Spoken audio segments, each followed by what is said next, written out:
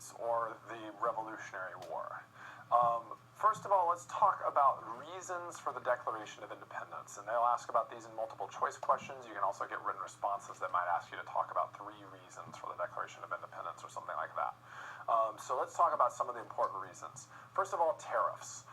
Tariffs are basically taxes on imports. So things that are coming in to the colonies. For example, the Stamp Act taxed printed matter, so things like newspapers and anything that was printed. The Townshend Acts taxed a variety of different goods, and one of the goods was tea. They basically repealed later the Townshend Act, except for the tax on tea, or the tariff on tea, and the colonists continued to rebel and protest that particular tariff, most famously through the Boston Tea Party, where they taxed tea and they dumped it into the Boston Harbor as a protest. Another factor was the lack of representation. There was a sort of rallying cry amongst the colonists that was no taxation without representation. So basically they were saying, if we're going to pay these high tariffs, we should have equal representation in the British government. And they had no representation in Parliament. So they felt that if they were going to get taxed, they should also have representation. Another issue was the quartering of British soldiers. Initially, they were being quartered because of British expansion in North America following the territories they got after the French and Indian War and their victory in that war. They needed to house troops to sort of run those territories and to sort of manage them. And the British subjects living in the British colonies were asked to do that. But later, they started to send troops basically because they knew that the colonists were starting to want to break away from Britain. In particular, they sent troops to New York and Boston. And in Boston, the citizens were taunting the troops, and the troops actually fired on the citizens.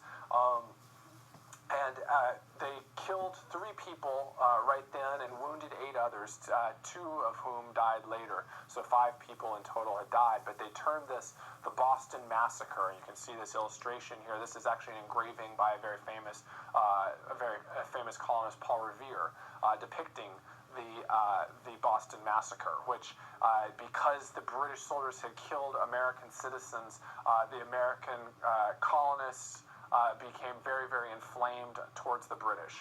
And to sort of punish the colonists for their protests and things like the Boston Tea Party, the British also passed what the colonists would term the Intolerable Acts. And these acts, as I said, were basically designed to punish the colonists. They closed the port at Boston. They gave increased power to the British royal governor in Massachusetts. And they expanded the requirements of colonists to house and feed soldiers who were there essentially to keep the colonists under control and keep them from rebelling. So all of these things just fed the fires of discontent amongst the colonists. And soon a lot of people were talking about wanting to break away from England and secede from England, and that's what led to the Declaration of Independence. So in 1776, July 4th, very famously, they declared independence, and they said we're no longer part of Britain. And the Revolutionary War was fought by Britain and the Patriots, or the colonists, in Britain's attempt to basically keep control of those colonies. This image here is a very famous painting of Washington, George Washington crossing the Delaware. The colonists, or the Patriots, had lost some ground to the British, and they sort of surged back and retook some ground in this battle, which was sort of a important sort of emotional victory for the Patriots. But the 2 most important battles to know are really the Battle of Saratoga and the Battle of Yorktown. Those are the 2 that you might have to recognize on the exam. The Battle of Saratoga was very important because the Patriots won a victory against the British, which essentially convinced the French that the Patriots had a good chance of winning. And the French wanted to back the Patriots so that they could sort of weaken the British, who they had lots of conflict with.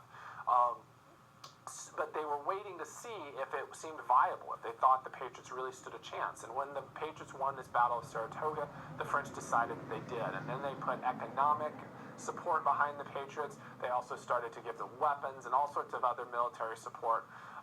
So a lot of people argue, a lot of historians argue that without the French aid, the Patriot armies might not have been able to defeat the British. So this aid from the French in the Revolutionary War is extremely important, and it came after and because of, in large part, the Patriot victory at Saratoga.